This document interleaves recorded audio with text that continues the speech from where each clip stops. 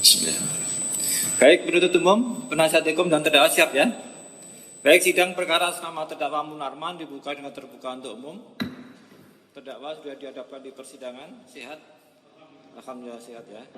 Baik, sesuai dengan berita acara hari ini adalah pemeriksaan terdakwa ya. Terdakwa memberikan keterangan tanpa disumpah, namun kejujuran terdakwa yang dapat membantu diri terdakwa ya. Baik, untuk yang pertama silakan penuntut umum bertanya kepada terdakwa. Terima kasih majelis. Terdakwa, hari ini adalah pemeriksaan keterangan terdakwa. Setelah sebelumnya itu sudah dilakukan pemeriksaan saksi-saksi. Dari beberapa keterangan saksi yang sudah kita hadirkan di persidangan, mereka menerangkan ada kegiatan pada tahun 2014 di UIN, di Universitas Islam Syarif Hidayatullah Ciputat. Dalam kegiatan di situ ada baiat. Recording in progress. Pertanyaan saya, apakah terdakwa mengetahui kegiatan yang dilakukan di UIN pada tahun 2014 tersebut? Tahu. Apakah terdakwa juga menghadiri acara pada saat itu yang di UIN itu? Saya melihat. Apakah terdakwa menghadiri acara tersebut? Saya melihat acara itu, menonton acara itu. Baik, apakah terdakwa memasuki gedung, ruangan tempat dilakukan acara tersebut? Karena acaranya dalam ruangan untuk Apakah menonton dan terdakwa memasuki gedung ruangan tempat acara tersebut? Karena acaranya dalam ruangan untuk melihat dan menonton harus di dalam ruangan. Baik. Bisa dari luar. Apakah dari mana terdakwa tahu bahwa ada kegiatan dilakukan atau dilaksanakan di tempat itu? Itu acara sebetulnya ada spanduk di pagar UIN itu. Jadi ceritanya karena itu bulan Ramadan, saya mencari takjil untuk buka puasa. Karena itu UIN itu jaraknya cuma 3 km dari rumah saya yang mulia.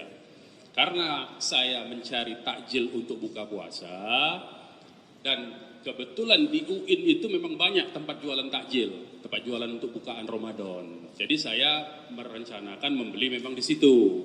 Nah, saya melihat di situ ada spanduk di pagar UIN itu di depan aula aula UIN itu, Syarif Hidayatullah itu. Nah, di situ ada Fauzan. Saya lihat pematerinya. Ada Fauzan. siapa?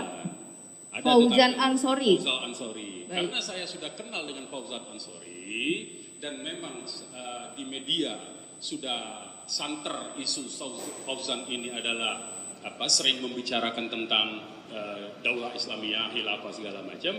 Jadi saya kepengen ketemu untuk mencari informasi, menanyakan kepada dia. Selain saya sudah lama tidak bertemu, ya. Jadi saya kenal dengan Fauzan Ansori 2002, kemudian terputus hubungan itu, tidak pernah berkomunikasi lagi, baru melihat lagi Fauzan Ansori itu di acara itu. Saya berusaha untuk menemui, untuk menanyakan dia informasi-informasi yang dia bicarakan di berbagai media sosial maupun di berbagai Twitter maupun dia wawancara beberapa kali di TV, saya lihat itu informasinya dari mana, karena saya juga punya informasi yang sebaliknya soalnya.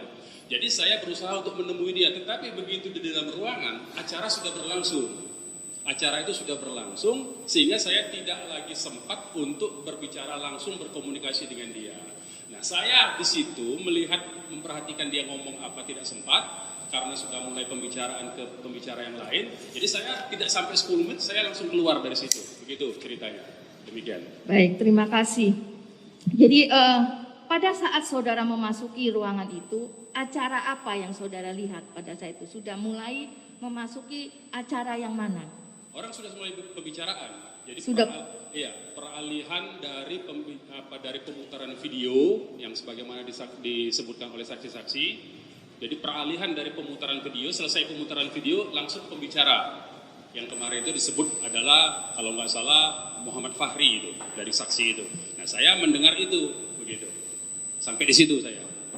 Baik, kemudian pada saat saudara memasuki gedung tersebut, apa yang saudara lakukan? Apakah saudara langsung ikut duduk bersama dengan peserta yang lainnya?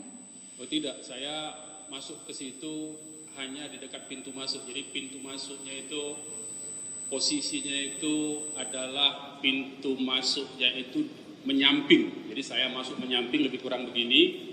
Kira-kira masuk dari sini kalau digambarkan di sebelah sana ada panggungnya, katakan begitu. Saya masuk ke situ, di sini ada di samping kanan pintu masuk itu adalah tribun begitu, balkon. Banyak perempuan saya lihat, laki-laki semua di tengah-tengah. Jadi saya di sini saja sebetulnya, masuk dari pintu lebih kurang nggak jauh, kira-kira 5 meteran nggak nyampe begitu di tengah sini. Saya mau ke depan sudah tidak bisa karena sudah banyak peserta. Jadi tadi itu saya katakan sebentar saya keluar lagi langsung melewati pintu yang sama begitu. Baik, Ya. tadi saudara menerangkan bahwa saudara melihat spanduk di luar gedung, dan apakah juga saudara melihat ada spanduk di dalam gedung? Tidak lihat saya di dalam gedung, tidak lihat apa-apa. Tidak ada apa-apa. Tidak Apakah di depan gedung? Tidak. Tidak. Ya. Bunyinya spanduk yang saudara lihat di luar gedung itu seperti apa? Itu kajian Ramadan. Bisa saudara jelaskan kira-kira bunyinya, kalimat yang ada di dalam spanduk itu seperti apa? Kajian Ramadan aja. Kajian Ramadan Kajian saja. Ramadan. Intinya itu kajian Ramadan. Di situ ada pematerinya salah satunya itu adalah Fauzan Al-Ansori, itu aja. Apakah saudara pada saat itu juga mengikuti kajian Fauzan Ansori sampai selesai? Oh, tidak, sebagaimana tadi saya sebutkan, ketika peralihan dari pemutaran video itu, kemudian pembicara berikutnya itu adalah saudara Muhammad Fahri kalau saya tidak salah, kemudian saya langsung meninggalkan tempat itu. Baik. Karena memang mau menjelang buka soalnya itu, jadi saya harus segera pulang karena saya buka di rumah begitu. Baik. Berdasarkan keterangan saksi kemarin Hendro Fernando dan Oswara dan saksi satu lagi kemarin, mereka mengatakan bahwa ada acara baiat di UIN tersebut. Apakah saudara juga mengikuti acara baiat tersebut? Saya bahkan tidak tahu ada baiat itu. Baik.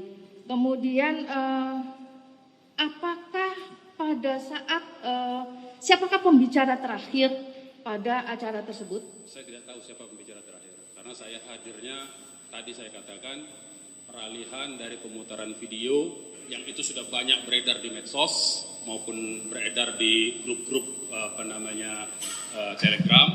Kemudian setelah pemutaran video itu langsung saudara Fahri kalau tidak salah, dan ketika Fahri bicara saya langsung keluar, itu aja.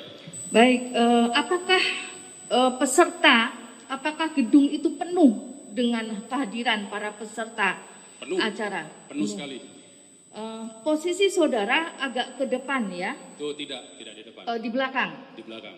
Kemudian apakah saudara mengalami kesulitan ketika saudara keluar padahal acara belum selesai?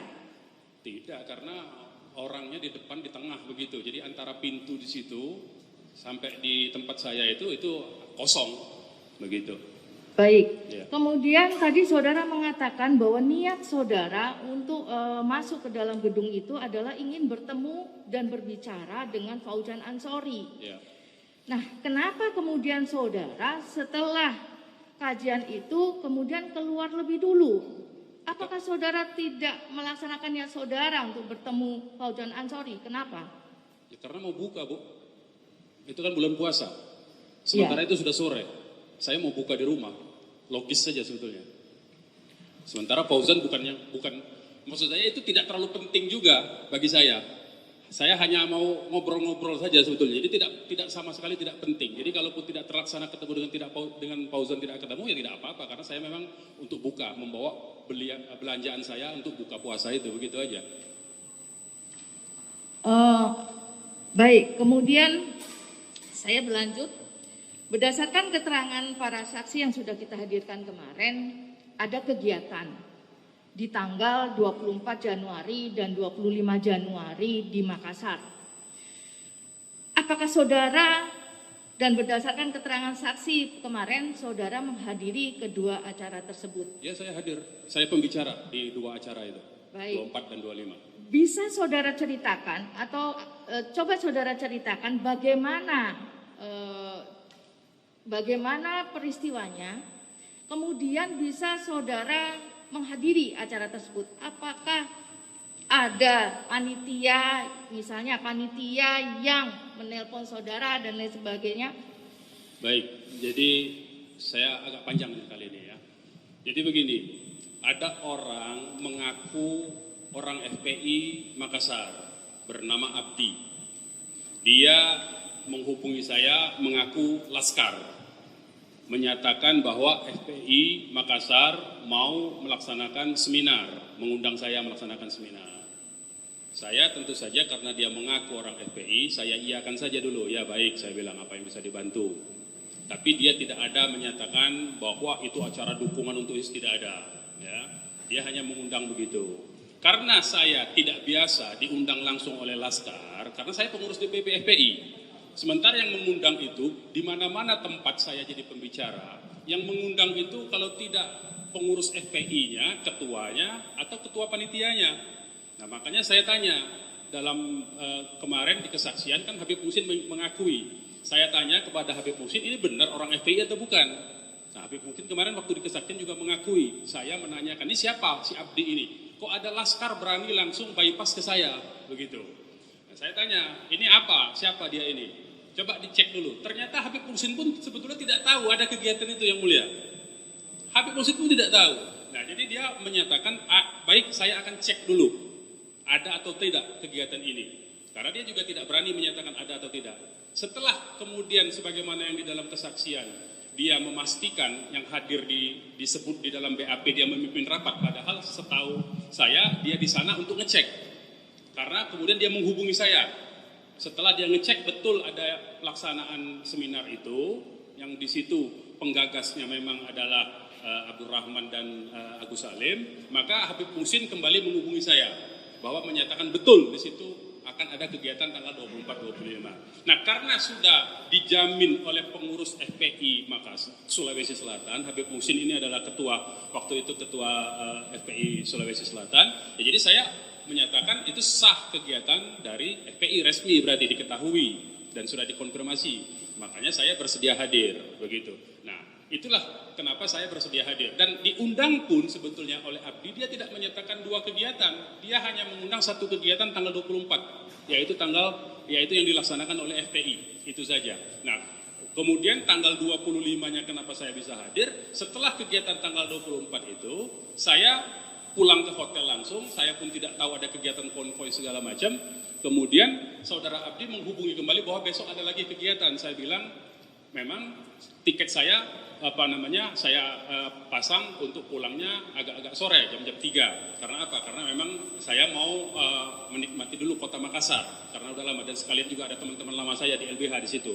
Jadi rencana saya memang pagi itu untuk itu. Tapi hari itu juga, sore itu juga, setelah kegiatan atau setelah mereka konvoy mungkin ya, si Abdi juga mengundang kembali. Besok ada lagi kegiatan di pesantren di tempat Ustadz Basri ya. Karena saya diundang dan Abdi ternyata betul orang FPI pada saat itu, ya jadi saya berprasangka baik saja, saya datangi saja. Saya tidak tahu itu pesantren seperti apa, karena dalam bayangan saya pesantren ya pesantren normal saja. Makanya saya hadir di situ, begitu. Baik, terima kasih. Kemudian terdakwa, pada saat Abdi menelepon saudara, apakah dia juga mengatakan tema dari kegiatan tersebut di tanggal 24 itu? Tema pokoknya itu tentang khilafah. Tentang khilafah. Dia hanya mengatakan begitu. Kemudian apakah sebagai panitia Abdi juga menjelaskan atau meminta saudara meminta saudara kajian atau ceramah apa yang harus saudara sampaikan? Oh tidak. Dia jadi, hanya menyebutkan tema saja. Ceramah yang saudara sampaikan itu pilihan saudara secara bebas? Iya, pilihan saya saja. Baik, kemudian apakah pada saat menelpon saudara, Abdi juga mengatakan terkait dengan akomodasi dan lain sebagainya? Oh, tidak. Siapa yang menanggung? Tidak. Pada saat kedatangan saudara, siapa yang menanggung seluruh akomodasi saudara? Saya terbiasa membiayai diri saya sendiri. Baik. Kemudian karena saudara ini diundang, kenapa kemudian karena sifatnya saudara diundang selaku pemateri, kenapa saudara kemudian sukarela untuk merogoh kantong sendiri membiayai akomodasi saudara kedatangan di Makassar?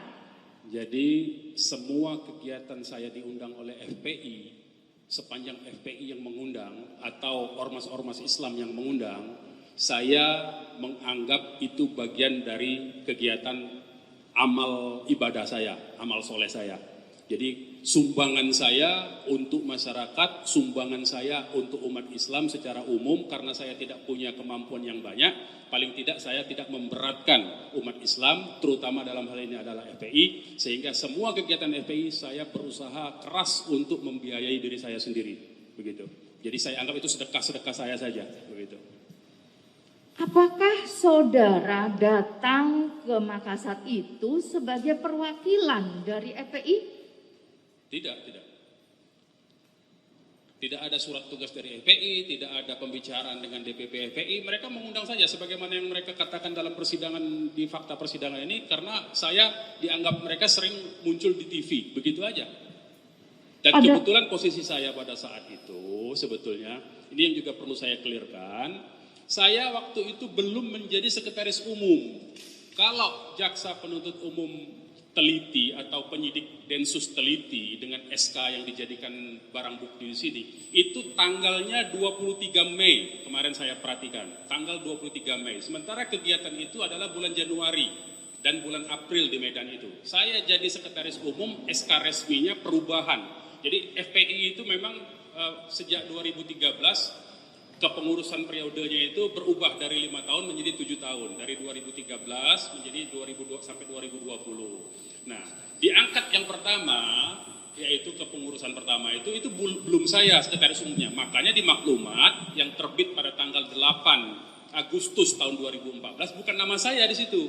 Itu terbukti bukan nama saya. Nah, itu baru berganti pada tanggal 23 Mei. Nanti bisa SK-nya kita saksikan bersama-sama. Di situ judulnya perubahan susunan pengurus. Periodenya tetap sama, karena saya hanya menggantikan pengurus sebelumnya, bukan periode baru dihitungnya. Periode tetap 2013-2020, tapi saya mulai efektif terhitung TMT-nya kalau di pegawai negeri itu, TMT-nya itu mulai 23 Mei tahun 2015. Barulah saya menjadi sekretaris umum. Sebelumnya saya diangkat sebagai yang disebut dengan sayap juang, yaitu ketua badan ahli. Ketua badan ahli itu lebih kurang semacam litbang atau dewan pakarnya FPI. Nah, di situ memang kerja saya di dalam tugas tupoksi litbang atau dewan pakar atau badan ahli front disebutnya itu mengkaji berbagai macam isu. Memang pekerjaan saya itu. Tupoksi saya memang mengkaji berbagai macam isu, mencari berbagai macam informasi, termasuk membaca literatur macam-macam, begitu. Baik, pada saat Abdi menghubungi saudara, apakah saudara menanyakan kenapa mesti saudara yang diundang untuk hadir di tanggal 24? Tidak banyak tanya, Bu. Jadi waktu itu Abdi itu hanya mengundang, lebih kurang perkataannya dia mengundang saya menyatakan saya sebagai Ustadz, begitu. Ustadz ada ini saya Laskar, ini ada kegiatan seminar di FPI Makassar tanggal 24. Bagaimana? Saya bilang saya iakan saja dulu. Ya nanti saya cek dulu, makanya saya tanya Habib Musid. Cuma itu saja. Komunikasi saya dengan dia isinya cuma itu saja, tidak lebih tidak kurang. Baik, kemudian apa yang mendorong saudara kemudian hadir memenuhi permintaan dari Abdi tersebut? Saya sejak tamat kuliah, Ibu, sejak saya bekerja, salah satu aktivitas saya memang menjadi narasumber di mana-mana. Baik di mahasiswa, di kelompok-kelompok buruh, di petani, macam-macam. Jadi memang pekerjaan saya memang salah satunya itu narasumber di berbagai acara kegiatan. Siapapun juga saya datangi, begitu. Jadi saya tidak pilih-pilih, begitu. Apakah karena tema yang disampaikan oleh Abdi itu juga menarik perhatian saudara untuk datang dan berbicara terkait dengan tadi yang saudara sebutkan, khilafah? Tidak, sama saja. kalau diundang oleh mahasiswa-mahasiswa yang beraliran kiri, saya bicaranya tentang komunisme, tentang Das Kapital, tentang MDH, materialisme, dialektika, historis, macam-macam. Kalau diundang oleh LSM, saya bicaranya tentang hak asasi manusia. Jadi saya sesuaikan saja. Yang mengundang temanya apa, ya saya bicara dengan temanya saja. Jadi tidak ada ketertarikan macam-macam. Biasa, sama saja bagi saya semua itu. Saya bisa berbicara dengan banyak tema begitu. Ketika saudara diminta untuk berbicara di acara tanggal 24 dengan tema khilafah, apa yang saudara persiapkan sebagai bahan pembicaraan saudara? Sebagaimana yang ada dikutip transkripnya di dalam surat dakwaan. Jadi saya tidak fokus kepada khilafahnya. Saya begini posisinya itu pada tahun 2000, mulai 2012, 2013, 2014 sampai 2015, itu isu tentang ISIS dan khilafah ini fenomena yang luar biasa di berbagai media. Jadi itu jamak dibicarakan di tempat-tempat terbuka begitu. Nah, karena tema itu sudah menjadi pembicaraan umum, public discourse disebutnya itu, maka ketika ada Abdi mengundang tentang khilafah, ya bagi saya biasa saja. Tetapi saya sebagaimana yang ditranskrip dan ada dalam surat dakwaan, lihat saja, saya tidak fokus kepada tentang khilafahnya. Saya justru membicarakan dokumen-dokumen dari NIC, di mana di situ ada skenario-skenario yang dibuat oleh NIC, Badan Intelijen Amerika Serikat, ya, yang itu direkomendasikan kepada pemerintahan Amerika Serikat dan disosialisasikan ke banyak pemerintah-pemerintah negara lain. Di situ disebutkan di dokumen mana? Tolong dokumen NIC 2020, 15/2020, Mapping Global Future, tolong. Ya. Itu. Ya. Satu lagi. Ya. Saya berasa membaca paparan saya. Dokumen ini istilah ilmunya, dan saya pernah di training tentang ini. Ini istilah ilmunya adalah ilmu skenario building namanya, Majelis Hakim. Ilmu skenario building ini, jadi kita misalnya di sini membicarakan tentang bagaimana memprediksi ya kondisi 15 tahun ke depan. Ini 15 tahun ke depan. Jadi saya dapat dokumen itu sudah tahun 2004, 2003, 2004 saya sudah dapat dokumen ini. Dua dokumen yang membicarakan tentang kondisi di seluruh dunia mulai dari 2015 sampai 2020, ini dokumennya. Kemudian dokumen tahun 2020 sampai 2025, ini dokumennya. Saya sudah dapat tahun 2003 dokumen ini, saya sudah baca dokumen ini. Kemudian dokumen 2025-2030, mereka juga sudah bikin, yaitu dibikin di tahun 2007. Kemudian di tahun 2013, mereka juga sudah bikin NIC dokumen tahun 2030-2035. Jadi ini menurut saya kajian yang menarik. Kalau dalam istilah intelijen, ini disebut dengan intelijen strategis. Dan saya paling menggemari intelijen strategis. Makanya di dalam dokumen ini ada skenario di tahun 2020 sampai 2025, Amerika, analisis strategis intelijen Amerika Serikat, Mapping Global Future ini, memprediksi salah satu kondisi dunia itu akan muncul kehilafaan Islam. Ini prediksi mereka, itu saya bicarakan. Baca saja teksnya dan tonton saja berulang kali. Di surat dakwaan juga ada itu.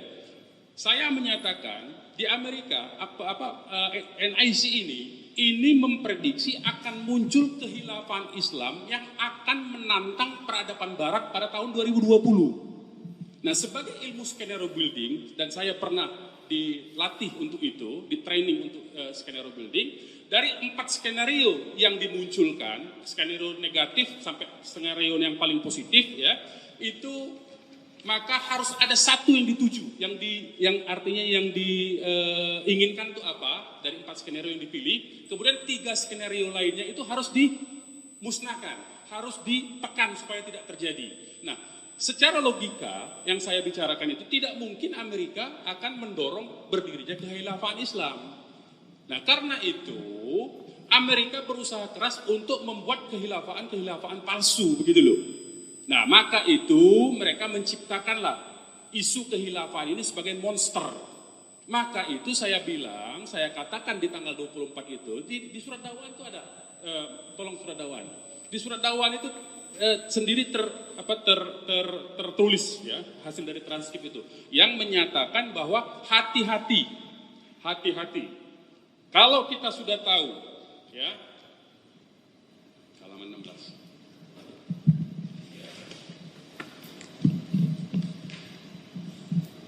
Ini prosesnya. Saya kutipkan saja dari surat dakwaan karena ini dasar putusan kita adalah surat dakwaan.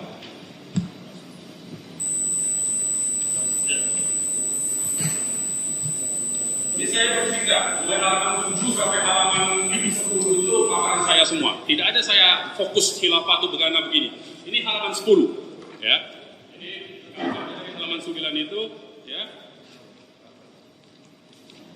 Saya kasih di situ dokumen-dokumen yang terkait dengan rencana Amerika secara detail. Silakan dibaca sendiri. Ada yang sudah diterjemahkan dan belum terhadap rencana musuh Islam. Karena pasti mereka tidak akan mendirikan syariat Islam dalam memerangi syariat Allah dan tegaknya khilafah. Karena memang mereka merencanakan begitu. Dan yang menjadi sorotan saya yang harus diperhatikan semua untuk tidak gampang diadu domba, terutama antar tanzim jihad. Jadi saya menyebut ISIS pun sebetulnya tanzim jihad, bukan state, bukan negara. Ya, saya anggap tanzim jihad ya masih. Karena memang itu yang mereka inginkan dan mereka ingin terjadi konflik supaya mereka tidak capek. Karena mereka tahu jika perang mereka tidak bakal menang, karena itu diadu domba. Karena di Suriah sendiri, ISIS ini muncul tiba-tiba bukan langsung artinya menantang penguasa yang ada, tapi justru menyerang wilayah-wilayah yang justru sudah dikuasai oleh kelompok-kelompok perlawanan lainnya seperti FSA. FSA itu adalah kelompok yang sebagian dari pemerintahan rezim Suriah juga yang tidak suka dengan pemerintahan Bashar Assad. Jadi orang Suriah juga, tentara-tentara Suriah resmi yang membelot juga. Kemudian ada Kurdi juga di situ. Kurdi itu didukung oleh Amerika Serikat, tapi oleh Turki dinyatakan sebagai organisasi teroris, PKK itu. Nah, jadi di Suriah itu situasinya kompleks, tidak dua pihak berhadapan. Nah, ISIS waktu itu masuk justru menghantam kelompok-kelompok lain.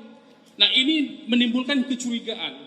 Karena itu saya sebut jangan sampai diadu domba. Justru saya untuk menghindarkan, karena banyak orang di Indonesia, karena 2014 sebelumnya sudah ada deklarasi di HI segala macam dan saya mengikuti dari media, itu mereka sepertinya tersedot kepada situ, kepada isu ISIS ini. Serta merta ikut masuk ke situ. Padahal di situ setelah kemudian dalam perjalanannya, memang betul ISIS ini kelihatannya bagian dari yang disebut dengan strategi sarang lebah. Strategi sarang lebah itu adalah sebagaimana dokumen NIC ini ya ditujukan untuk tidak dimunculkan tapi justru untuk dilemahkan dan untuk dihancurkan, dimonsterisasi isu khilafah itu. Jadi ISIS itu strategi sarang lebah dibuat seolah-olah itu mewakili, merepresentasi Islam, sehingga banyak orang-orang yang tidak paham ini, yang modal semangat tapi tidak punya banyak informasi yang seperti ini, informasi intelijen strategi seperti ini, tersedot masuk ke situ, setuju seolah-olah. Itu yang saya cegah, makanya jangan sampai terjebak dalam strategi mereka. Nah, itulah yang saya sampaikan di tanggal 24, itu intinya. Dan di tanggal 24 itu dalam sesi tanya jawab bisa dilihat di halaman berapa dakwaman. Di situ saya sebut Indonesia ini adalah wilayah dakwah, bukan wilayah perang. Itu maksud saya menyatakan secara terbuka bahwa Indonesia adalah wilayah dakwah, supaya mereka tidak lagi menganggap bisa menjadi pembenar bahwa daerah-daerah Indonesia ini untuk wilayah perang. Karena sebagian dari mereka itu dalam tanya jawab maupun dalam pengetahuan umum dari banyak kasus itu menyatakan seluruh dunia ini adalah sekarang wilayah Darul Harb disebutnya oleh mereka. Nah, saya menyatakan Indonesia bukan Darul Harb, wilayah dakwah. Justru itu yang saya katakan. Itu ada di halaman dalam tanya jawab, ada di halaman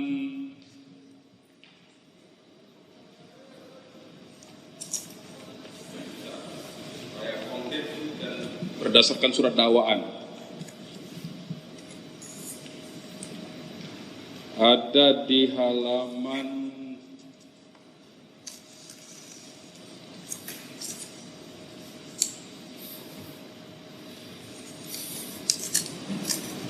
ya, ada di halaman 16, betul. Di halaman 16 pada bagian bawah, baris ketiga.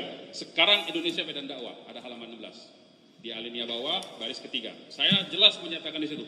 Untuk menghimbau, katakanlah sekarang Indonesia medan dakwah. Saya jelas-jelas menyatakan begitu. Medan dakwah. Di halaman 16. Baris ketiga dari bawah. Jadi clear menurut saya. Saya sudah berusaha untuk mencegah supaya Indonesia tidak dianggap sebagai medan jihad. Begitu. Baik. Dari keterangan saksi yang sudah diterangkan di persidangan kemarin, mereka mengatakan bahwa yang hadir pada acara tanggal 24 dan baik 24 maupun 25 itu adalah yang pertama anggota FPI, kemudian Ormas, kemudian juga mahasiswa dan masyarakat umum. Mereka terdiri dari berbagai golongan, dari sekolah dasar sampai perguruan tinggi, dari buruh sampai kepada pengusaha. Apakah saudara tahu itu? Ya, saya tidak tahu, Bu, yang hadir karena kan saya bukan yang mengundang. Baik, apakah kalau itu adalah anggota FPI, apakah anggota FPI ini seragam?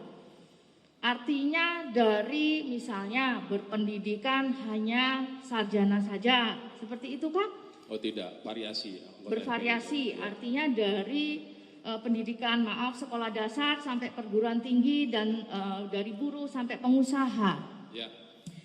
Kemudian dengan menghadirkan teori-teori tadi, apa yang sebenarnya ingin saudara sampaikan kepada audiens yang berbagai macam tersebut?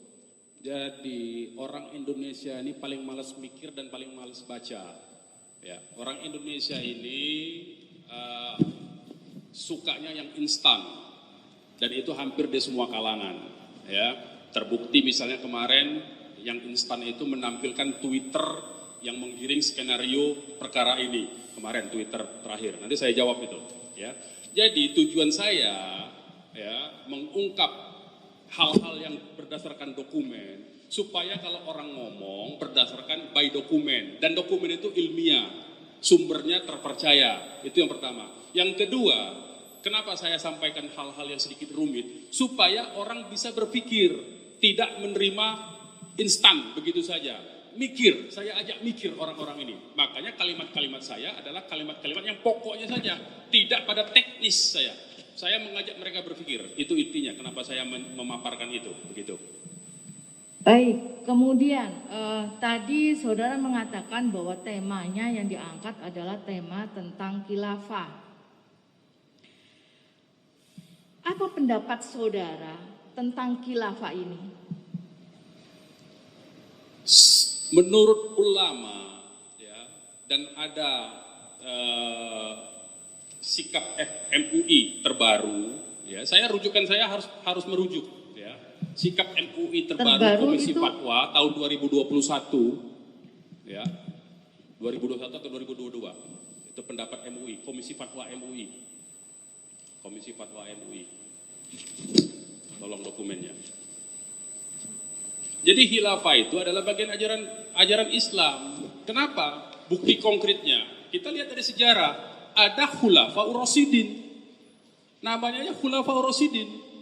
Jadi konkret itu. Kemudian ada khilafaan Bani Abbasiyah. Kemudian ada khilafaan Bani Umayyah sebelumnya. Jadi dari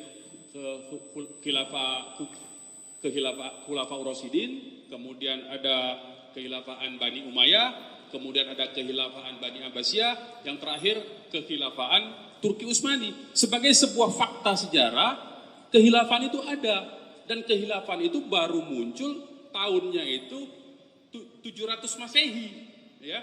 Jadi lebih modern sebetulnya dibandingkan kerajaan, karena kerajaan sudah ada sebelumnya. Bahkan republik, banyak orang tidak tahu tuh. Republik itu sudah ada sebelum kekhilafaan, yaitu Romawi itu pernah menjadi republik. Jadi dari kerajaan awalnya kerajaan Romawi, jadi Republik Romawi, baru jadi kemudian berubah menjadi Kekaisaran Romawi. Artinya republik pun dan bahkan demokrasi pun itu adalah ide-ide yang sejak sebelum Masehi sudah ada. Nah, kekhilafaan itu muncul betul-betul dari Islam. Dia bagian dari ajaran Islam menurut saya. Jadi tidak ada yang salah kalau tentang khilafah. Yang masalah itu adalah bagaimana cara menegakkannya, itu persoalannya. Jadi jangan jangan diserang ajaran Islamnya. Ini pendapat MUI. Ini 14 November 2021. Jihad dan khilafah dalam konteks NKRI. Ini pandangan resmi MUI. Ini ada komisi fatwa. Ya. Saya bacakan saja, ada 7 poin ya, komisi fatwa MUI ini. Saya bacakan lengkap saja Bu, supaya kita fair dan berdasarkan dokumen. Keterangan lengkap hasil pembahasan jihad dan khilafah dalam konteks Negara Kesatuan Republik Indonesia adalah sebagai berikut. Ya. 1. Pada dasarnya sistem pemerintahan dalam Islam bersifat dinamis, sesuai dengan kesepakatan dan pertimbangan kemaslahatan, yang ditujukan untuk kepentingan-kepentingan menjaga keluhuran agama, hirasi al-din, mengatur urusan dunia, siasati al-dunia. Dalam sejarah peradaban Islam terdapat berbagai model atau sistem kenegaraan dan pemerintahan serta mekanisme suksesi kepemimpinan yang semuanya sah secara syar'i. Khilafah bukan satu-satunya model sistem kepemerintahan yang diakui dan dipraktekkan dalam Islam. Dalam dunia Islam terdapat beberapa model sistem pemerintahan seperti monarki, keemiran, kesultanan, dan republik.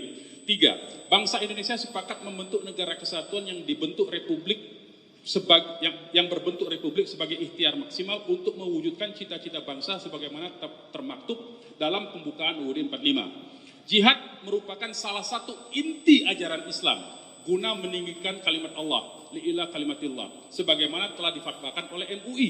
5. Dalam situasi damai, saya juga mengatakan damai tadi di halaman 16. Implementasi makna jihad dalam konteks kehidupan berbangsa dan bernegara dilakukan dengan cara upaya yang bersungguh-sungguh dan berkelanjutan untuk menjaga dan meninggikan agama Allah, li'ilah kalimatillah, dengan melakukan berbagai aktivitas kebaikan. 6. Dalam situasi perang, jihad bermakna kewajiban muslim untuk mengangkat senjata guna mempertahankan kedaulatan negara. 7. MUI menggunakan manhaj wasatiyah, berkeadilan dan berkeseimbangan dalam memahami makna jihad dan khilafah. Oleh karena itu, MUI menolak pandangan yang dengan sengaja mengaburkan makna jihad dan khilafah, yang menyatakan bahwa jihad dan khilafah bukan bagian dari Islam. Sebaliknya, MUI juga menolak pandangan yang memaknai jihad dengan semata-mata perang dan khilafah sebagai satu-satunya sistem pemerintahan. Saya kira ini pendapat sudah benar dan saya mengikuti pendapat ini sejak awal saya beraktivitas dengan bersentuhan, berinteraksi dengan gerakan Islam. Saya tidak merubah pendapat saya tetap pendapat saya tetap seperti itu. Fakta konkretnya saja. Kemarin di kesaksian orang-orang yang menyatakan bahwa mereka ini adalah mujahidin dan segala macam itu, menyatakan bahwa FPI itu masih menganggap demokrasi, menghalalkan demokrasi. Betul, karena FPI tidak anti demokrasi dalam pengertian yang dipahami bersama. Kemudian fakta konkretnya, saya sampai hari ini tidak melepaskan profesi saya sebagai pengacara. Sementara kemarin dilihat sendiri dalam persidangan, Koswara menasihati saya untuk berhenti sebagai pengacara karena mereka berpandangan hukum Indonesia hukum taubat. Bagi saya tidak. Saya tetap bekerja sebagai pengacara sampai detik ini. Demikian, terima kasih. Baik. Pada kegiatan tanggal 24 Januari, di awal pembicaraan, saudara menyampaikan terkait dengan visi dan misi FPI, benar? Ya, betul. Benar. Di sini adalah visinya penerapan syariat Islam di bawah naungan khilafah Islamiyah alamin hak nubuah, itu visinya. Ya. Cara mencapainya, misinya adalah dengan dakwah seperti sekarang, kemudian hizbah, dan ketiga dengan cara jihad. Bisa saudara terangkan apa maksudnya ketika saudara ingin menyampaikan visi dan misi ini kepada audiens, padahal di situ kan tidak hanya anggota FPI yang hadir. Dan kemudian yang kedua, apa maksud visi dan misi FPI ini? Saya jawab dari yang kedua dulu, karena dokumen legal. Jadi kita bicaranya berdasarkan dokumen legal, bukan pemahaman. Kalau mereka kemarin kan berdasarkan pemahaman yang sesat. Dokumen legal FPI, pengertian dari pasal 6. Jadi pertama-tama saya katakan dokumen legal. Kenapa dokumen legal? Ini anggaran dasar, perubahan anggaran dasar anggaran rumah tangga FPI tahun 2013 inilah yang jadi dasar FPI mengajukan permohonan SKT kepada Kementerian Dalam Negeri. Dan itu disetujui dengan anggaran dasar yang berisi visi misi ini. Itu satu legalitasnya.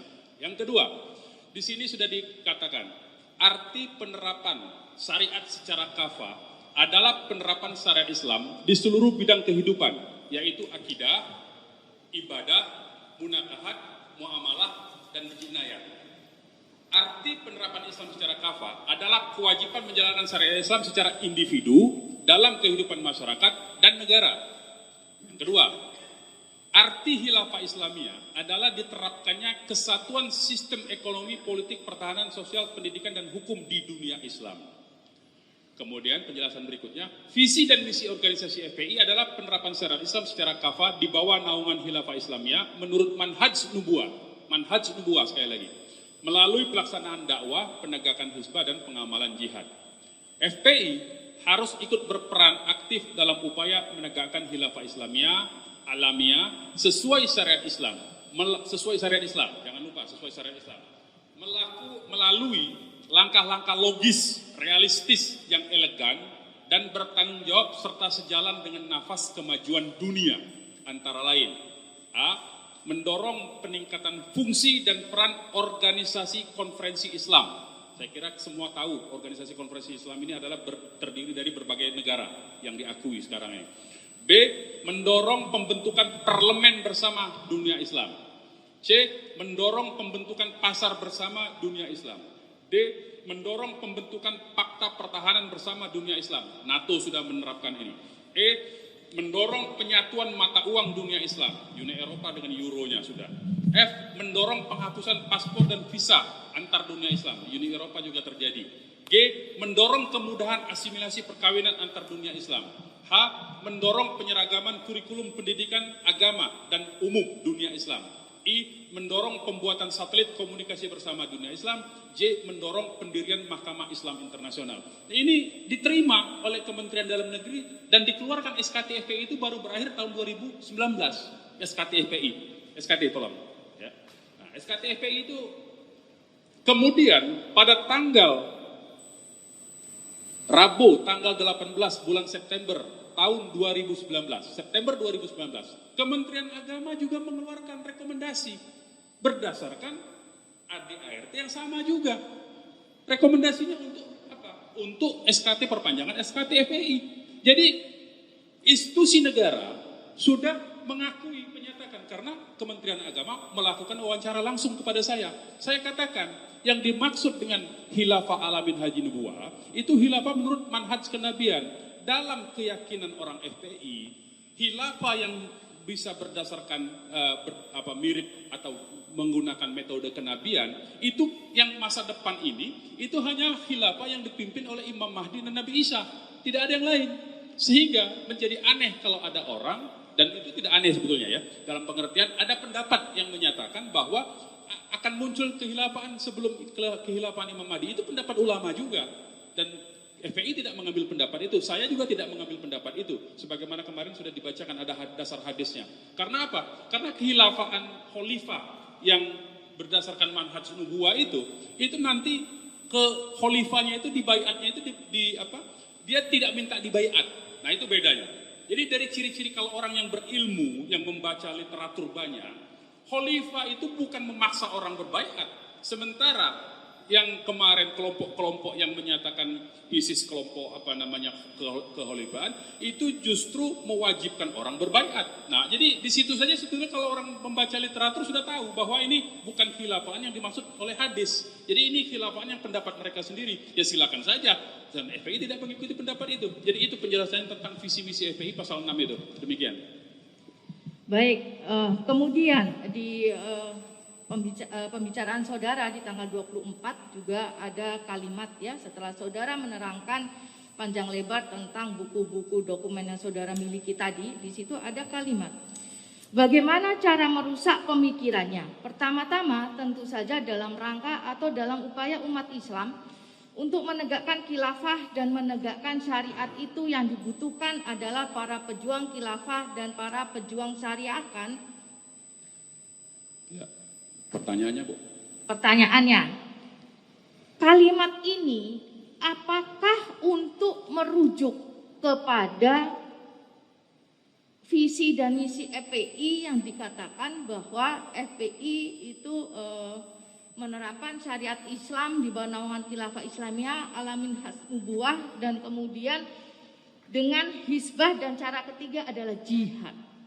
Jihad seperti apa yang saudara ingin sampaikan kepada audiens pada saat itu? Apakah saudara juga menyampaikan jihad yang seperti apa pada saat itu?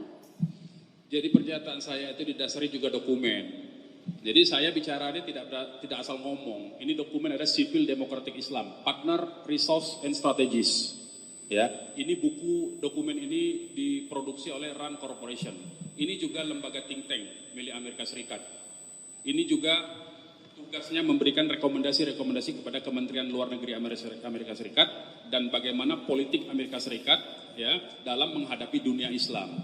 Di sini disebutkan ya, cara merusak pemikiran itu adalah memecah belah umat Islam. Ada di dokumen ini. Jadi rujukan saya dokumen ini sebetulnya ya yang saya mau sampaikan. Nah, pernyataan saya bahwa bagaimana khilafah tegak kalau tidak ada yang memperjuangkan. Ya jelas saja kalau orang semua sudah anti khilafah dengan model khilafah yang dimonsterisasi sebagaimana ISIS dipropagandakan itu. Akhirnya semua orang menjadi takut dengan khilafah. Padahal khilafah itu ajaran Islam. Nah ini yang sedang dituju. Ini yang sedang dituju oleh dokumen ini sebetulnya. Membuat yang sebagaimana saya katakan di dalam pernyataan saya. Ada di halaman sebelumnya itu. Ya, jadi yang Ibu tanyakan tadi itu. Saya menyatakan Amerika itu menggunakan strategi Cold War. Strategi perang dingin. Strategi perang dingin itu apa? Uni Soviet itu jatuh, komunisme jatuh di Uni Soviet bukan karena serbuan pasukan Amerika Serikat, tetapi justru demonstrasi oleh rakyat Uni Soviet sendiri yang menolak komunisme. Nah, strategi itu di copy paste, template itu di copy paste oleh Amerika Serikat dalam terhadap dunia Islam. Supaya apa? Supaya umat Islam sendiri ada perasaan sentimen anti terhadap ajaran-ajaran Islam. Sehingga setiap berbau Islam sedikit menjadi itu anti NKRI. Dan itu ternyata menyebar sekarang. Seolah-olah dibenturkan antara Islam dengan NKRI itu. Antara orang yang kritis terhadap kebijakan pemerintah. Ini saya baca barusan diberi informasi. Misalnya dalam kasus Wadas yang kemarin. Orang yang menolak pembangunan Wadas, masyarakatnya menyatakan yang mendukung kami NKRI, berarti yang menolak tidak NKRI. Nah ini yang berbahaya justru sebetulnya. Di Indonesia itu sedang terjadi begitu. Itu yang harus ditengahi.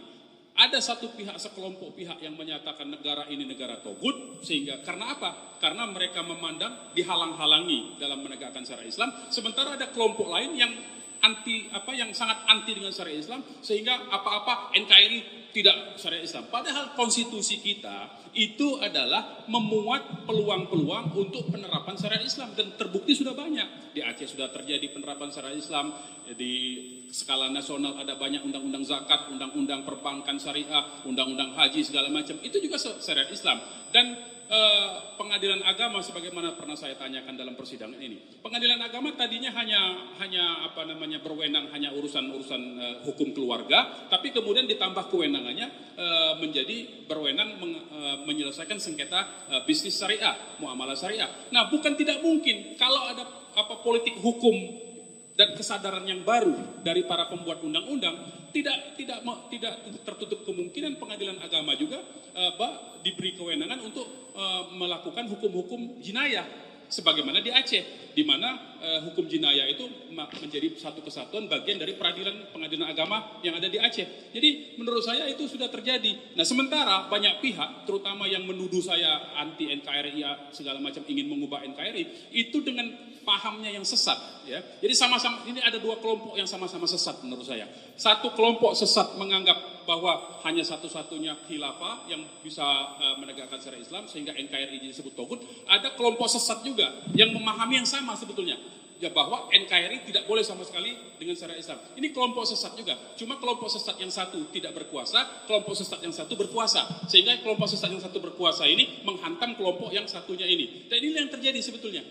Kalau kita lihat BAP, saya baca BAP yang dalam perkara saya ini, semua penyidik itu berpaham bahwa syariat Islam itu tidak boleh ditegakkan di Indonesia. Kata khilafah. Makanya kemarin di dalam ahli digital forensik itu kata kunci yang dicari baiat khilafah. Sementara buku-buku yang disita itu buku-buku yang ada judul syariat Islam, pemerintahan Islam, khilafah, jihad. Sementara buku termasuk yang penyidik yang tidak ngerti itu, buku Kiai Ma'ruf Amin yang sebetulnya mencegah penyalahgunaan jihad, mencegah terorisme dengan iman, itu termasuk yang disita. Jadi ini kebodohan yang terjadi dalam agenda pemberantasan terorisme ini. Jadi makin salah arah pemberantasan terorisme ini menurut saya. Itu yang saya kritik sebetulnya dalam konteks ini. Itu yang saya kritik sebetulnya. Penyalahgunaan isu terorisme sehingga orang menjadi anti dengan dengan isu-isu Islam. Padahal di rumah saya itu ada banyak itu. Itu buku-buku di rumah saya. Ada buku Karmak, ada buku Das Kapital, ada buku Madilog segala macam. Saya tidak menjadi komunis membaca buku ini. Saya tidak jadi komunis. Ini buku Das Kapital, buku Karmak. Saya tidak jadi komunis membaca buku ini, Bu. Dan saya tidak jadi teroris membaca buku-buku kemarin yang disebut-sebut oleh penyidik yang disita yang dikatakan oleh ahli literasi itu sebagai buku-buku yang bersentuhan dengan terorisme. Saya tidak jadi teroris membaca buku-buku itu. Biasa saja bagi saya membaca literasi seperti itu. Baik, bisa saya lanjutkan pertanyaannya. Jadi berdasarkan tadi uraian saudara, bahwa saudara menerangkan khilafah itu sesuai dengan khilafah yang ada di dalam syariat Islam. Jadi berarti saudara setuju bahwa khilafah ini juga perlu untuk ditegakkan atau diterapkan. Soalnya itu bukan setuju tidak setuju, Bu. Hadis menyatakan memang akan muncul kehilafahan akhir zaman. Persoalannya itu khilafah akhir zaman itu yang mana? Itu persoalannya. Nah, kalau orang membaca literatur sebagaimana saya katakan tadi, ya, kekhilafaan yang sesuai manhaj nubuwah yang menebarkan keadilan, ya, menghilangkan kezoliman, yaitu khilafah Imam Mahdi. Jadi bukan soal setuju tidak setuju, khilafah itu pasti akan tegak. Oleh Allah waktunya kapan kita tidak tahu. Ya, Allah yang akan menetapkan waktunya. Nah, itu Imam Mahdi yang akan memulai itu. Kemudian dilanjutkan nanti oleh Nabi Isa. Nabi Isa itu akan turun nanti, begitu. Jadi bukan soal saya setuju atau tidak setuju. Itu hadis, teks hadis. Silakan saja mau percaya atau tidak dengan hadis. Kalau saya sebagai umat Islam, saya percaya dengan hadis itu. Bukan soal khilafah sebelum itu. Kalau tadi kan saya sudah katakan, ada sebagian ulama, ada sebagian kelompok yang menganggap bahwa sebelum kekhilafan Imam Mahdi akan ada muncul kekhilafan lain dulu. Nah, saya tidak mengambil pendapat itu soalnya. Ini soal mengambil pendapat dari hadis sebetulnya, begitu. Baik. Kemudian kaitannya dengan yang saudara pahami tadi bahwa khilafah itu memang ada dan memang ada. Kemudian apakah ini juga terkait kemudian saudara juga menginginkan atau mendorong adanya pejuang khilafah dan para pejuang syariah. Ini apakah berkaitan dengan hal itu dari rangkaian pembicaraan saudara? Jadi soal pejuang khilafah dan pejuang syariah itu untuk kita bersiap. Kalau Allah sudah menentukan waktunya, kita ikut. Jadi jangan sampai kita menjadi kelompok yang menolak karena pikiran kita dicekoki dengan dengan informasi-informasi palsu, dengan ketakutan-ketakutan dengan khilafah itu. Dan itu sudah diprediksi berbagai macam ulama, saya baca, itu memang ya ada justru nanti sebagian umat Islam, bahkan umat Islam sendiri nanti ya yang juga menyatakan dirinya sebagai pejuang khilafah dan pejuang syariah itu justru menolak ketika Imam Mahdi dibaiat di depan Ka'bah itu, di antara rukun Yamani sama makam Ibrahim itu ya. Jadi justru ada umat Islam yang menolak juga sebagaimana nanti enggak usah ini nanti akan lain konteksnya. Nanti umat Islam yang sama-sama ingin bercita-cita atau sama-sama mengambil hadis Imam Mahdi pun bahkan menolak juga Imam Mahdi yang dibaiat di Mekah itu karena bukan berasal dari kelompok dia. Itu sudah ada pendapat-pendapat ulama begitu. Jadi Jadi inilah sebetulnya yang saya katakan, jangan sampai kita menjadi kelompok yang menolak ketika Allah sudah menetapkan. Itu sangat berbahaya sekali karena konsekuensinya pada sampai dibawa mati itu nanti soalnya. Jadi itu konteks pembicaraan saya, begitu. Baik, kemudian pada saat saudara datang ya ke lokasi acara, di mana itu pada tanggal 24 Januari? Ya 24 itu sebetulnya sekretariat FPI Makassar, sekretariat LPI Sulawesi Selatan, dan juga yang saya dengar barusan adalah sekretariat DPD FPI Sulawesi Selatan. Jadi ngumpul jadi satu itu. Jadi berarti itu kantor resmi FPI ya? Saya tidak tahu kantor resmi atau tidak, tapi kegiatan itu di situ. Baik, kemudian pada saat saudara memasuki ruangan, apakah saudara juga melihat ada bendera-bendera, kemudian spanduk seperti itu? Itu bukan ruangan, Bu, itu jalan. Jalan. Dipasang tenda, ya. Tenda itu dipasang di jalan. Ya, saya sebetulnya tidak terlalu memperhatikan. Setelah saya duduk di situ, saya baru memperhatikan ada berbagai macam itu. Karena itu mereka sambil memasang soalnya kegiatan pagi-pagi itu. Bendera seperti apa yang saudara lihat? Ya, saya lihat bendera hitam, ada tulisan La ilaha illallah, Muhammad Rasulullah. Baik, apakah saudara ada kecurigaan atau ada ketertarikan kemudian membicarakan hal itu ketika melihat bendera-bendera itu dengan panitia di sana? Ya, saya tidak terlalu tertarik karena bagi saya tadi ya fenomena yang saya katakan itu baru ini saya lihat ada orang berani masang bendera ini. Itu saja kalimat saya. Selebihnya tidak ada, biasa saja bagi saya. Kenapa kemudian saudara mengatakan seperti itu kalau itu biasa saja?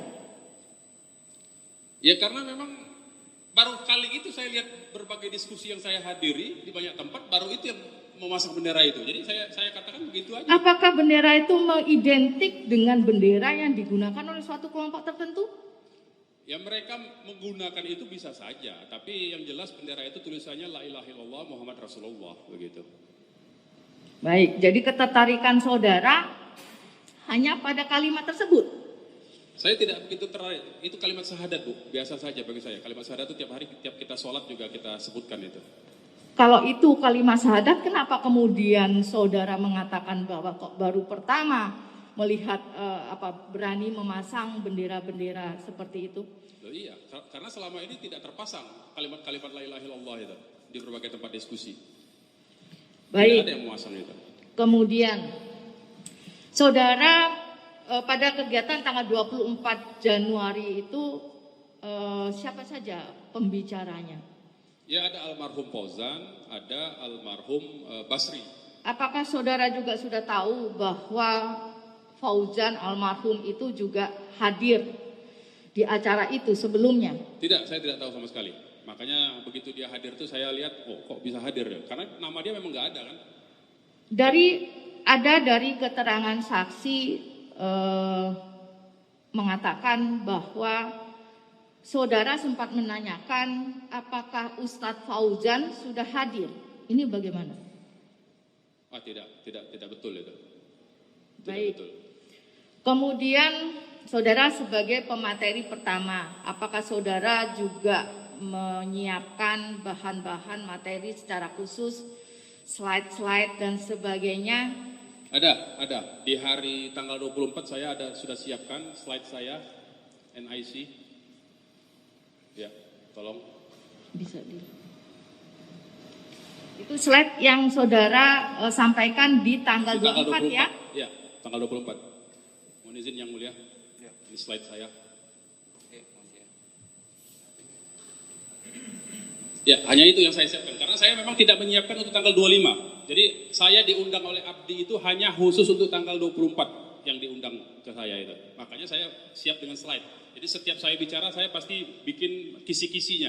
Baik yang di Makassar maupun yang di Medan begitu. Tapi yang tanggal 25 saya tidak siap karena memang saya tidak mendapat undangan sebelum tanggal 25 itu dadakan betul begitu. Iya. Pada kegiatan acara tanggal 24 tersebut, saudara hadir kira-kira dari jam berapa sampai jam berapa ya? Yang jelas saya lebih kurang mungkin jamnya itu jam 9-an sampai sebelum zuhur. Yang jelas begitu.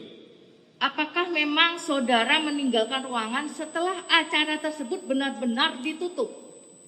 Bagaimana, Bu? Apakah saudara meninggalkan ruangan atau tempat acara itu ketika acara itu sudah benar-benar ditutup? Saya keluar atau beranjak dari posisi saya sebagai pemateri, sebagaimana ada di gambar kemarin itu, ketika mic itu beralih kepada Abdul Rahman. Pada saat itu? Jadi begini, setelah bicara, moderator yaitu Agus Salim menyatakan acara selesai, kemudian setelah itu Abdul Rahman mengambil alih mic yang kemudian saya tidak tahu. Nah, ketika itu saya beranjak meninggalkan tempat begitu. Baik, kemudian kapan saudara tahu bahwa ada acara tanggal 25 Januari? Jadi kasih tahu setelah acara itu. Dihubungi kembali oleh Abdi bahwa besok ada lagi kegiatan di pondok itu begitu. Kapan Abdi mengatakan pada saudara? Pada saat acara itu atau setelah? Setelah acara, setelah saya di hotel. Jadi Abdi menemui saudara di hotel. Menelpon kalau tidak salah. Menelpon saudara di hotel, oke. Menggunakan telepon, ya. Apakah Abdi juga menyampaikan kegiatan yang akan saudara ikuti di tanggal 25 Januari tersebut? Enggak, dia cuma ngomong aja, besok ada lagi kegiatan bank katanya. Dia berubah juga jadi bank begitu. Kemudian, apa acara saya bilang? Ya sama aja seperti yang kemarin dia bilang, sama seperti yang pagi tadi dia bilang begitu. Lebih kurang begitu. Sama seperti yang tadi pagi, apakah saudara memastikan apakah itu juga tentang khilafah atau daulah? Seperti itu? Apakah ada? Enggak. Tidak ada. Tidak, makanya begitu mau mulai pembicaraan, saya sempat menengok ke belakang untuk membaca temanya apa. Bisa disaksikan di video itu. Karena saya memang tidak lagi tanya apa. Karena bagi saya itu sekedar silaturahmi aja sebetulnya niat saya untuk datang ke yang kedua itu. Karena saya sudah kenal dengan Basri di acara itu. Kemudian juga Abdi juga menyatakan pesertanya juga sama, yang itu juga, anak FPI juga. Dan bagi saya pondok pesantren ya karena saya tidak tahu secara detail. Karena pembicaranya di 24 juga Basri biasa-biasa saja menurut saya, pembicaraannya umum-umum juga, tidak menjurus kepada sesuatu. Jadi saya hadir saja untuk silaturahmi aja, begitu. Apa yang menjadi dorongan saudara kemudian hadir di tanggal 25? Padahal saudara kan tanggal 24 sudah ketemu dengan anggota FPI. Ya bagi saya penting juga, karena yang hadir pada tanggal 25 pun orang FPI juga. Maka karena itu menurut saya harus ada penjelasan yang agak lebih konkret tentang berbagai macam isu lagi. Nah, kebetulan tentang syariat Islam sebagai solusi, maka saya bicarakan syariat Islam dalam konteks hukum pidana itu hanya negara. Makanya pembicaraan saya mengarah kepada situ. Karena apa? Karena memang kembali kita lihat realitasnya. Di sebagian umat Islam memang ya berpendapat syariat Islam itu berpendapat semua kewajiban-kewajiban itu adalah kewajiban individual. Jadi umat Islam ini karena sudah terlalu lama mempelajari Islam itu sebagai agama individu, ya, bukan agama sistem. Jadi melihat semua kewajiban-kewajiban itu kewajiban individual. Padahal ada kewajiban yang bukan individu, yang tidak boleh dilaksanakan oleh individu, kecuali ada oleh aparat negara. Makanya saya mengarah ke situ untuk mencegah kembali supaya anak-anak FPI. Makanya saya sebutkan di situ. Di ceramah yang kedua itu ada di surat dakwaan juga di halaman 20-an begitu, saya katakan sebagaimana contoh FPI yang sering melakukan hisbah itu sebetulnya bahkan dalam pemerintahan Islam pun, saya sebut bahkan dalam pemerintahan Islam pun, artinya yang sekarang pun termasuk ya, itu termasuk bahkan yang pemerintahan Islam pun itu semestinya dilakukan oleh negara, apalagi yang existing sekarang. Itu yang saya sampaikan untuk mencegah anak-anak FPI yang berpaham bahwa hisbah-hisbah itu boleh dilakukan sendiri, begitu. Untuk mencegah bahwa hisbah itu tidak dilakukan sendiri, sehingga menurut saudara mengatakan bahwa syariat Islam itu seperti hisbah, hudud, jinayah dan jinayah itu harus dilakukan oleh negara. Apakah ini juga keinginan saudara bahwa memang negara itu haruslah negara yang full, yang penuh menerapkan syariat Islam? Jadi kalau dicermati kalimat saya itu sebetulnya kalimatnya itu begini, penerapan syariat Islam dalam konteks hukum pidana itu harus dilakukan oleh negara. Artinya Tidak boleh individu-individu yang melakukan itu. Itu syaratnya sebetulnya. Sehingga contoh saya itu, orang mau sholat harus wudhu dulu. Maka pelaksanaan hukum-hukum pidana termasuk isbah itu mesti oleh negara. Kalau tidak dilakukan oleh negara ya tidak sah begitu. Bukan soal harus negara melakukan, tapi dia menjadi syarat mutlak oleh aparat negara. Pelaksanaan hukum pidana dan hisbah itu tidak boleh individu-individu masing-masing melaksanakan itu. Itu pendapat saya. Ya. Nah, karena itu saya sampaikan demikian. Bukan. Jadi ini disalahpahami oleh Densus ini yang menyidik saya, yang menyidik perkara ini. Seolah-olah pernyataan saya itu bahwa mutlak negara harus melaksanakan itu. Ya bagi saya bukan soal harus melaksanakan, itu soal politik hukum saja. Kalau pembuat undang-undang memberi kewenangan ini silakan dilaksanakan. Tapi poinnya tidak boleh orang-orang tiap individu merasa berkewajiban melaksanakan itu. Itu tidak boleh merasa berdosa. Tidak berdosa kita tidak melaksanakan hukum jinayah. Yang berdosa yang membuat undang-undang yang tidak mau melaksanakan itu. Jadi itu konteksnya. Bukan soal ini harus dilaksanakan, setuju atau tidak setuju melaksanakan. Bukan itu pembicaraan saya. Pembicaraan saya, dia hanya bisa dilaksanakan kalau negara yang melaksanakan itu. Bukan negara harus melaksanakan itu. Nah misalnya di Aceh, political will-nya, ya, keinginan politiknya, politik hukumnya. Di Aceh kan dibenarkan itu. Walaupun menurut ahli kemarin itu melintir-melintir bahwa sudah di-Indonesiakan. Menurut saya memang seperti itu, bukan di-Indonesiakan. Kalau kita baca literatur tentang pelaksanaan hukum-hukum pidana Islam, ya memang seperti yang di Aceh itu. Cuma yang di Aceh belum lengkap. Kasus pembunuhan, kisosnya belum masuk begitu. Tapi bisa saja itu kalau pembuat undang-undang menginginkan bahwa itu menjadi bagian dari kewenangan pengadilan agama. Karena pengadilan agama itu diatur oleh konstitusi.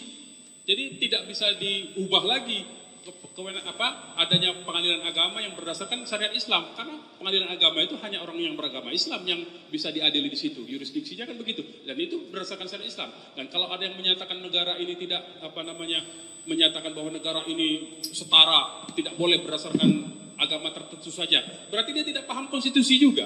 Konstitusi menyebutkan pengadilan agama hanya untuk orang Islam, berdasarkan agama itu, bukan berdasarkan status keluarga negaraan, berdasarkan agama Islam itu.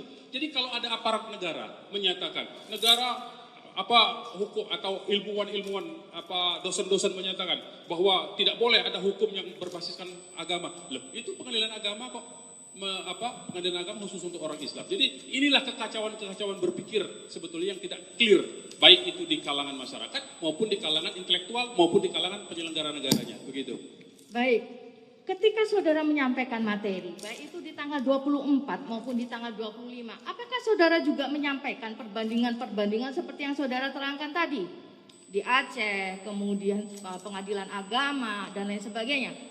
Itu kalau kuliah itu Bu, 4 SKS 1 semester Bu. Jadi saya cuma dikasih waktu 20 menit itu tidak memungkinkan. Makanya saya pokok-pokoknya saja. Makanya saya bilang dalam bahasa kemarin ahli itu keyword-keywordnya. Cuman keyword yang saya dipahami oleh ahli itu keyword yang disalahpahami. Jadi keyword saya itu satu, hukum jinayah. Kedua, pelaksanaan oleh negara. Ketiga, bahwa hisbah juga oleh negara. Keempat, bahwa Indonesia adalah wilayah dakwah. Itu semua dipahami. Mereka memahami, termasuk intelektual yang jadi ahli itu, memahami bahwa saya mau mutlak menginginkan negara Islam. Soal negara Islam tidak Islam, menurut saya kalau hukum Islamnya sudah terlaksana, dia otomatis menjadi negara Islam. Karena apa? Pendapat-pendapat ulama juga menyatakan kalau pemerintahannya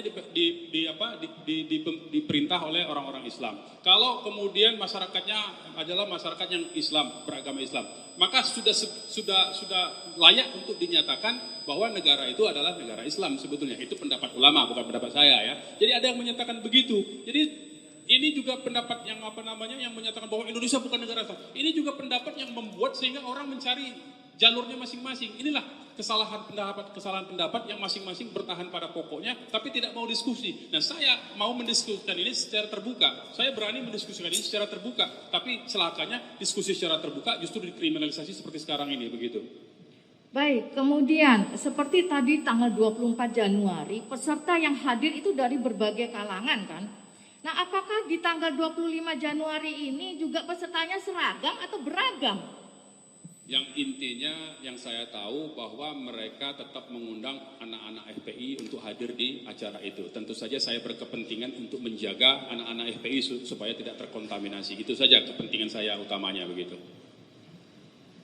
apakah saudara pernah memikirkan bahwa dengan memberikan kajian-kajian atau ceramah-ceramah yang hanya inti-intinya saja itu, kemudian tidak disalah tafsirkan oleh yang mendengarkan?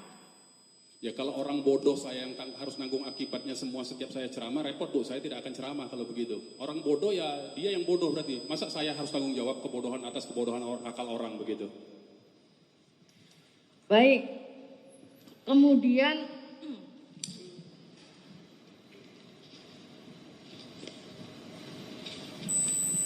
pada kegiatan tanggal 25 Januari, apakah saudara juga mengikuti kegiatan tersebut dari awal sampai akhir?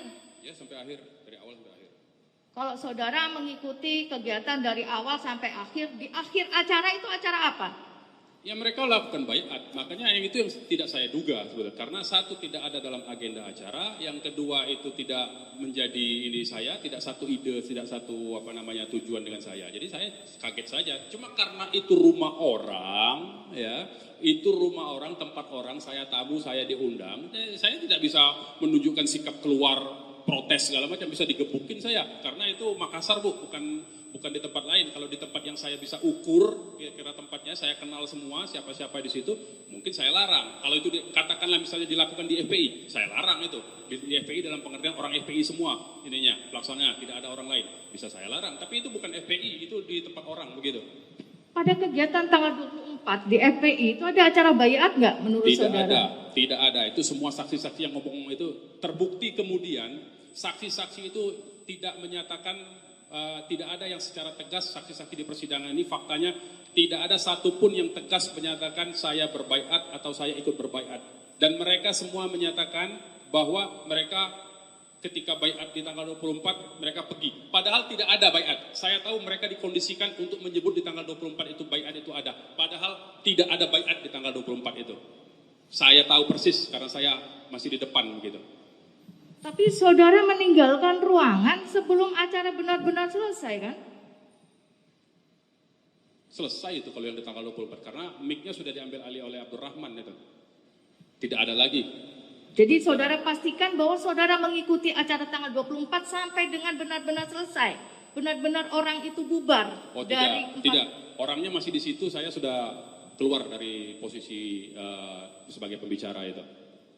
Ketika ada baiat di tanggal 25 Januari, apakah saudara kemudian tidak ada usaha untuk meminta izin secara halus kepada panitia atau kepada teman pemateri lainnya di depan ruangan untuk meninggalkan ruangan? Sebagaimana yang kita lihat bersama videonya, saya sedang asik main handphone. Jadi saya tidak lagi mengikuti proses peralihan itu. Ketika mereka mulai baiat baru saya melihat ke depan begitu. Jadi saya tidak sempat lagi untuk melakukan tindakan apapun juga. Jadi reaksi spontan saja sebetulnya saya begitu. Tapi sempat menyerukan takbir juga ya? Oh tidak ada itu. Coba cek aja, tonton aja videonya.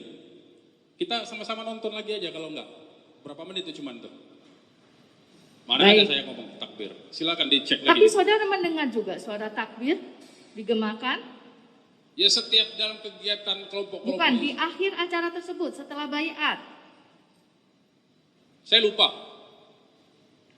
Coba tonton saja lagi. Kalaupun ada takbir ya biasa saja menurut saya. Karena takbir itu Allahu Akbar kok. Tidak ada yang aneh dari takbir itu. Nah, itu menurut saya kalau ada orang menerjemahkan takbir sebagai yang negatif, otaknya yang negatif menurut saya. Bukan takbirnya. Baik, kemudian kalau takbir itu sifatnya baik, saudara tidak mengikuti. Ya biasa saja Bu. Mengikuti. Kan saya bilang biasa saja. Orang yang bertakbir biasa saja. Belum tentu juga saya orang takbir, saya ikut takbir. Memang saya ikut-ikutan takbir juga semua. Tidak harus juga saya ikut takbir.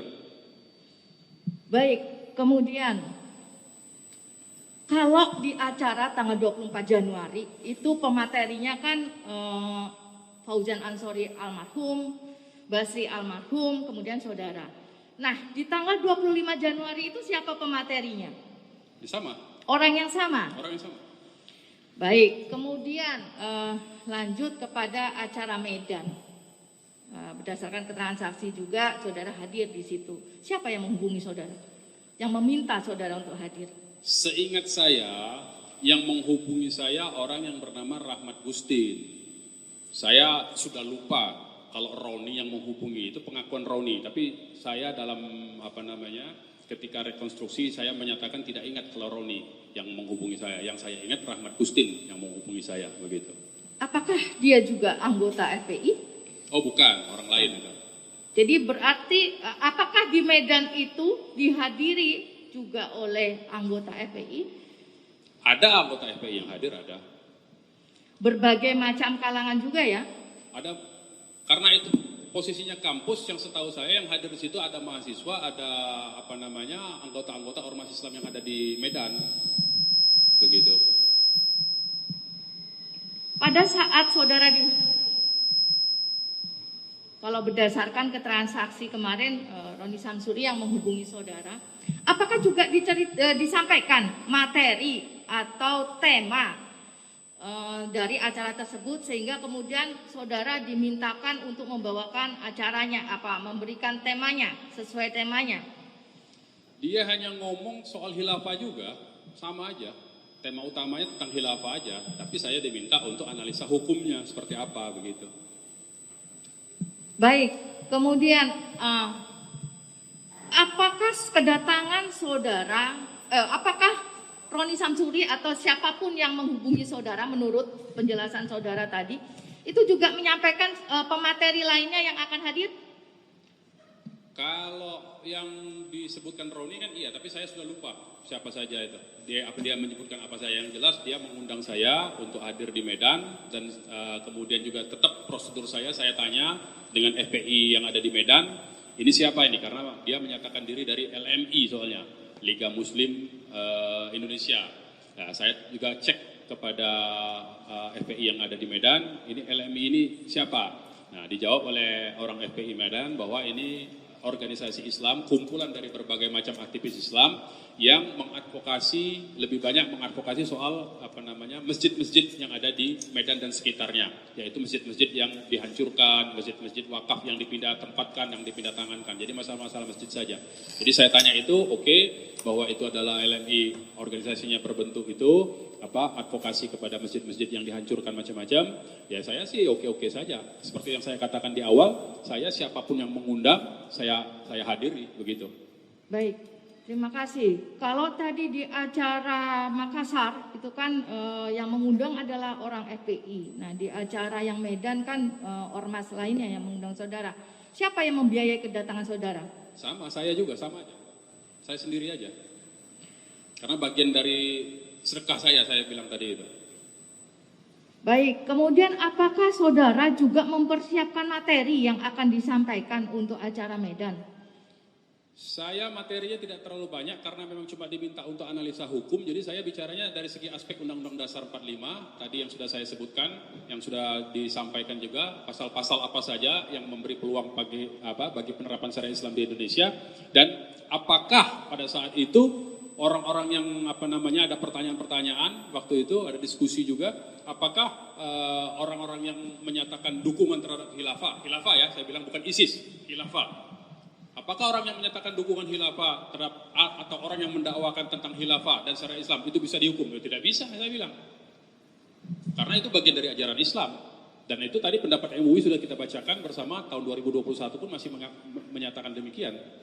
Begitu. Baik, kemudian ketika saudara diminta sebagai ahli hukum dari sisi hukumnya, kemudian ada orang yang berbicara tentang khilafah. Menurut pendapat saudara, atau saya rubah pertanyaannya, apakah khilafah itu bertentangan atau tidak dengan Undang-Undang Dasar 45? Ya tidak bertentangan. Bisa dijelaskan? Ya misalnya begini ya, kalau kita sistem di negara Indonesia ini, kesepakatan para founding father kita ini ya, bahwa salah satu nih contoh sistem pemerintahannya, karena khilafah itu adalah sistem pemerintahan, bahwa pemimpin itu, kepala negara itu dipilih oleh semacam, kalau di dalam Islam itu adalah dewan pemilih ya, atau majelis umat Dewan Pemilih. Nah, Indonesia sejak merdeka tahun 45 sampai dengan tahun 2000, kalau saya tidak salah 2002 atau 2003, sebelum amandemen Undang-Undang Dasar 45, itu masih menggunakan sistem itu sebetulnya. Kan presiden kita dipilih oleh MPR. MPR itu perwujudan dari, kalau di dalam sistem Islam itu adalah Majelis Ummah atau Dewan Pemilih, begitu. Dan itu sebetulnya mengikuti sistem pemerintahan Islam. Cuma ketika dia di amandemen menjadi pemilihan langsung. Nah, itu sebetulnya yang mengubah itu yang bertentangan dengan semangat awal dari konstitusi kita. Jadi kalau dianggap bertentangan enggak? Sampai dengan Undang-Undang Dasar 45 belum diamandemen tidak bertentangan sistem khilafah itu karena sistemnya sama, begitu. Dan celakanya itu ya. Nah, ada juga nih yang berpendapat khilafah itu negara tanpa batas. Menurut saya khilafah itu tetap ada batasnya negaranya. Tetap ada batas, jadi tidak betul juga ada yang menyatakan selama